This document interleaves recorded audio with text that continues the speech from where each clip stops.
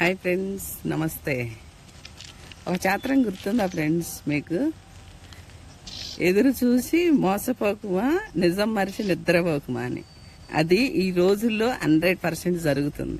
ఈ మాట ఎందుకంటున్నానో తెలుసా? కొంతమందిని చిన్ననాటి స్నేహితుల్ని, ఇంట్లో రెంటుకుండా వాళ్ళని, ఫ్రెండ్స్ని, చుట్టాలని నమ్ముతారు.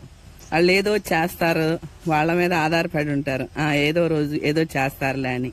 అస్సలు ఫ్రెండ్స్, మనం ఎవ్వరి మీద నమ్మకం పెట్టుకోకూడదు. ఎందుకో తెలుసా? తియ్యగా మాట్లాడతారు, మన చేత అన్ని చేపించుకుంటారు. ఫస్ట్ నుంచి లాస్ట్ వరకు వాళ్ళు చేసినట్టే మాట్లాడతారు, కానీ ఏం చేయరు.